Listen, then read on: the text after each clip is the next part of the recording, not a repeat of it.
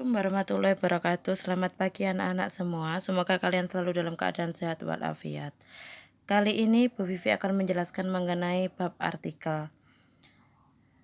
Jangan lupa kunjungi channel YouTube Bu Vivi ya, dengan atas nama Vivi Dwi Wulandari. Tinggalkan jejak kalian berupa like, subscribe. Apabila bermanfaat untuk kalian, silakan share sebanyak mungkin.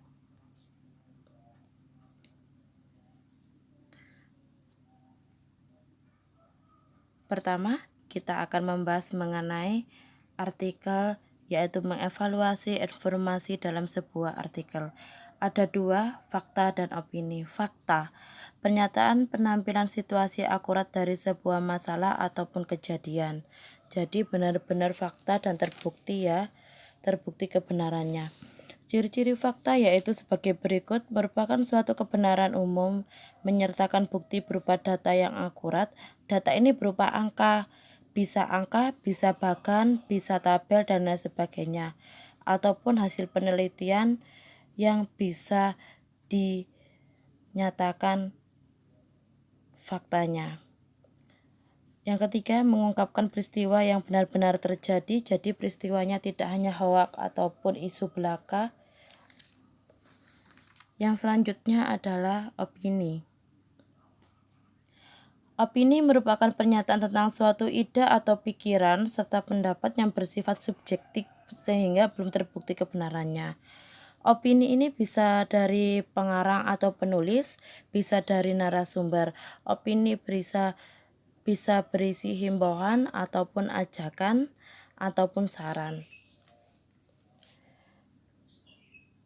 Penanda-penanda opini dalam suatu paragraf antara sebagai berikut. Yang pertama, menggunakan kutipan kata-kata seseorang, biasanya ditandai dengan adanya tanda baca petik 2 di atasnya. Menggunakan sudut pandang penulis dalam bentuk penafsiran terhadap fakta.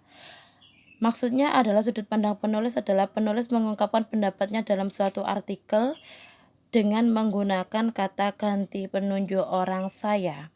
Menggunakan kata yang tidak pasti, contoh, mungkin, rasanya, dan sebagainya. Menggunakan kata yang bertujuan menyampaikan sesuatu, sebaiknya, saran, pendapat. Ini diungkapkan dari penulis ataupun dari narasumber yang ada. Struktur artikel. Ada 3 struktur. Yang pertama, pernyataan pendapat. Pernyataan pendapat berisi topik yang akan dikemukakan oleh penulis. Yang kedua, argumentasi. Argumentasi ini berupa pendapat atau pandangan terhadap masalah yang dikemukakan. Bagian argumentasi ini berisi juga pernyataan pendapat atau yang kita sebut struktur artikel yang 3, yaitu pernyataan ulang pendapat mengenai penegasan kembali pendapat yang telah dikemukakan agar pembaca yakin dengan pandangan atau pendapat tersebut. Jadi penulis itu memperkuat apa yang menjadi pendapatnya. Penggunaan bahasa pada artikel. Yang pertama, membaca tulisan teks artikel.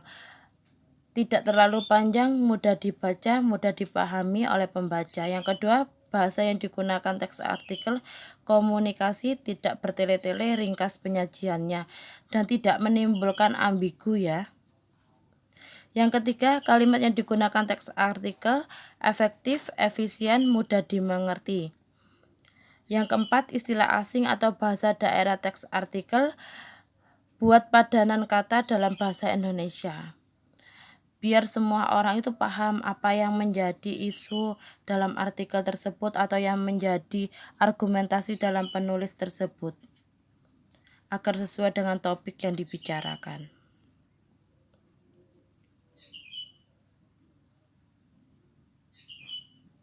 Kaidah kebahasaan teks artikel.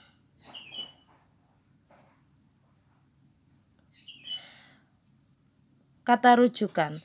Kalau misalnya kita belajar mengenai novel, di situ kita mengenal dengan sebutkan kata ganti atau pronomina. Sedangkan kalau kita dalam karya ilmiah, kita mengenalnya sebagai kata rujukan. Yang pertama, kata rujukan persona. Saya, yaitu orang pertama si penulis atau pengarang, dia, ia, beliau, mereka, orang yang dibicarakan oleh penulis. Yang kedua, kata rujukan benda atau hal, ini, itu, tersebut. Kata rujukan tempat, di sini, di sana, di situ. Penggunaan kosakata. Kenyataan kata yang dimiliki seseorang mengacu pada konsep tertentu, memiliki aturan serta kaidah-kaidah tertentu, dan digunakan untuk memberi dan menerima informasi. Menggunakan konjungsi. Yang pertama, konjungsi temporal, atau biasanya kita mengenal dengan konjungsi urutan waktu. Pertama, kedua, kemudian, berikutnya, dan seterusnya. Yang kedua, konjungsi untuk memperkuat argumentasi. Biar argumentasi itu bisa diperkuat dengan konjungsi, bahkan, juga, selain itu, dan lagi pula, justru. Konjungsi sebab akibat. Kalau kita mengenalnya adalah konjungsi kausalitas.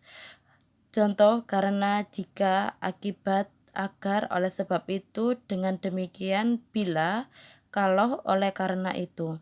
Konjungsi tujuan, biar, agar, supaya. Menggunakan kata baku. Menggunakan kata baku yaitu kata yang sesuai dengan KBBI, kata yang sesuai dengan EYD ejaan yang disempurnakan. Contoh, kalau kita bicara dengan teman kita, teman sebaya, biasanya kita menggunakan kata kagak. Tapi secara formal, kata kagak itu tidak baku, yang baku adalah tidak. Seperti yang kita pelajari selama ini. Menggunakan adverbia. Ada dua, adverbia frekuensi, yaitu menggambarkan makna berhubungan dengan tingkat kekerapan terjadinya sesuatu yang diterangkan. Contoh, jarang, sering, kadang-kadang, sekali, dua kali. Yang kedua, adverbia aposisi, keterangan yang mengalami peluasan subjek atau objek. Adverbia ini diambil tanda koma, tanda pisah, atau tanda kurung. Itu semua merupakan penjelasan artikel dari struktur hingga kaidah kebahasaan, semuanya terdapat dalam pembelajaran kali ini. Terima kasih telah menyimak pembelajaran dari Bu Vivi. Semoga bermanfaat untuk kalian. Apabila bermanfaat, silakan share sebanyak mungkin dan selalu jaga kesehatan kalian. Sukses selalu buat kalian. Wassalamualaikum warahmatullahi wabarakatuh.